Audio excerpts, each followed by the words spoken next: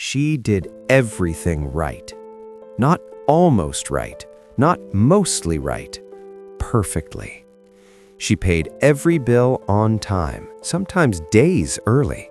She never missed a due date. She never maxed out a card. She never carried risky balances. Her credit utilization stayed low. Her payment history was flawless. Her credit score was high. On paper, she was the kind of customer the system was built for, or so she thought. At first, nothing felt wrong. She lived a normal life, used her cards for groceries, for gas, for small, predictable expenses. She didn't chase rewards. She didn't apply for unnecessary cards. She didn't live beyond her means. She was careful, almost invisible, and that invisibility felt safe.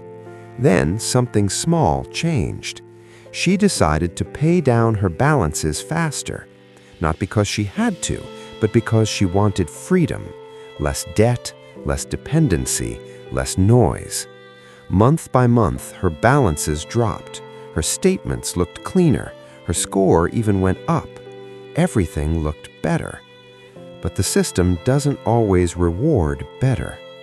The first sign wasn't dramatic. No alerts, no warnings, just a limit reduction. One of her cards quietly lowered her credit limit. No explanation, no message, no notification. She noticed it by accident. She shrugged it off. Probably routine, she thought. Then it happened again. Another card, another small reduction. Still no late payments, still no risk behavior, still a strong credit score, but less access, less room, less flexibility. The system wasn't rejecting her, it was tightening around her. She logged into her accounts more often now, not in panic, in confusion. Everything looked correct, but something felt off. She hadn't changed for the worse, so why was the system treating her differently? She started researching.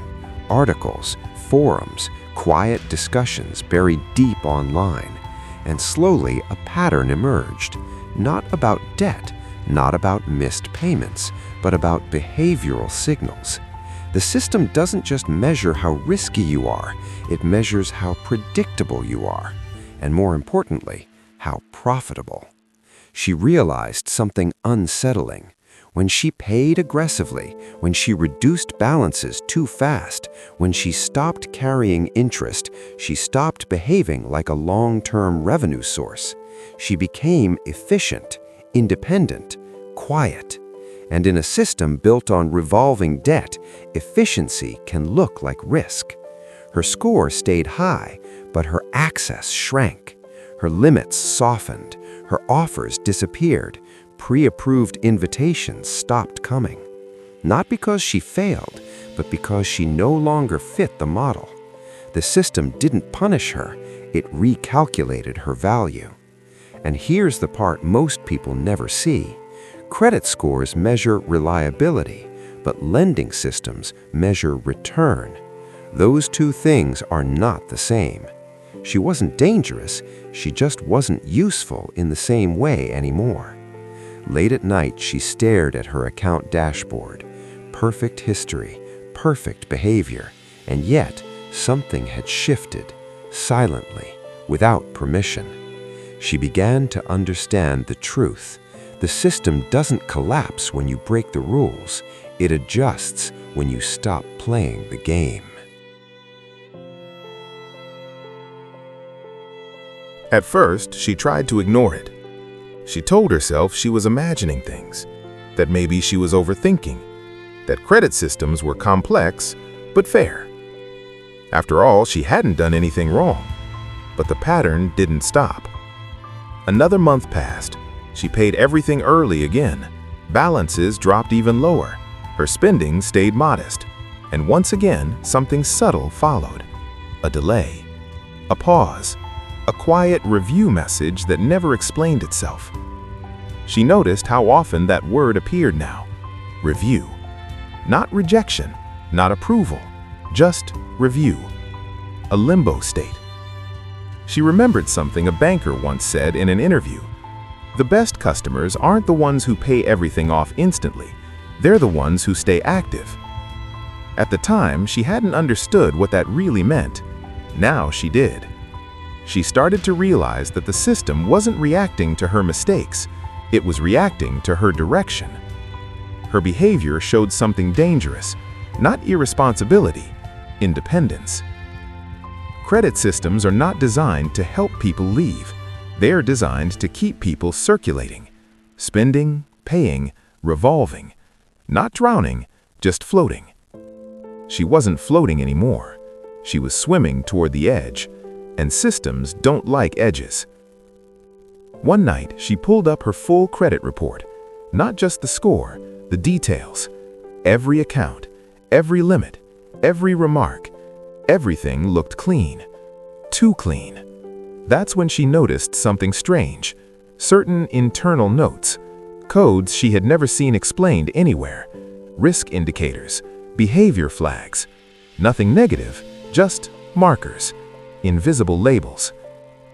She realized something most people never do. Your credit score is what you see. Your credit profile is what they see, and those can tell very different stories. Her score said excellent. Her profile whispered low engagement, reduced utilization, declining dependency. To the system, those weren't strengths, they were warnings. She hadn't missed payments, but she had missed something else. She had stopped feeding the machine.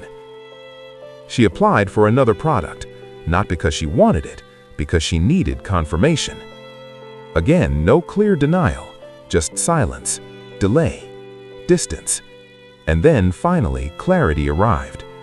Not in a message, not in an email, in behavior. Her existing card still worked, but every new request slowed, every expansion closed, every opportunity narrowed. The system wasn't kicking her out, it was freezing her in place. That's how modern control works, not through force, through friction. She thought about how many people confuse access with approval, how many believe a high score means safety. But safety isn't measured by numbers, it's measured by options, and her options were shrinking. She began to understand the hidden rule. The system rewards those who stay predictable, not responsible, predictable.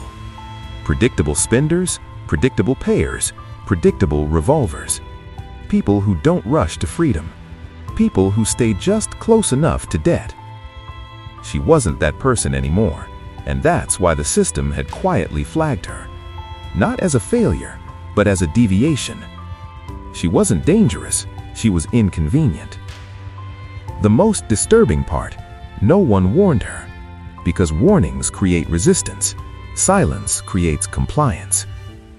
She realized how many people live their entire lives inside this structure, believing the rules are moral, believing good behavior guarantees protection, never realizing the system doesn't care about good or bad, only about flow. She stopped blaming herself, and that's when everything changed. Because once you stop internalizing the system's judgments, you start seeing it clearly, as a machine, not a judge. She still uses credit, but differently now, with awareness, with distance. She understands that credit is not trust, it's leverage, conditional leverage. And the moment you reduce your dependency, the system notices, quietly, coldly, mathematically. She did everything right, and the system still flagged her. Not because she failed, but because she almost escaped. And that's the secret most people never learn.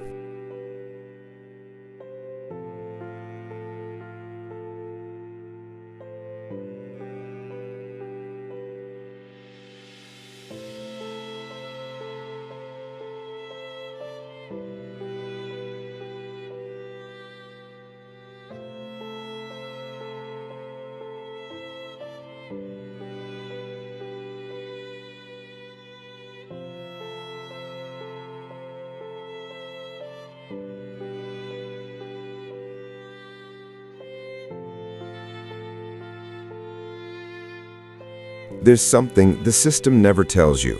not in emails, not in fine print, not in your credit score. Because if it did, too many people would start asking the wrong questions. The credit system doesn't exist to judge who is good or bad with money. It exists to manage behavior, quietly, statistically, at scale. That's why some people fail loudly, while others are slowly pushed aside without ever being told why. No rejection, no warning, just less access, less flexibility, less room to move. If you've ever felt like you were doing everything right, but something still didn't add up, it wasn't in your head, it was in the system. Because the real rule isn't written anywhere. It's simple.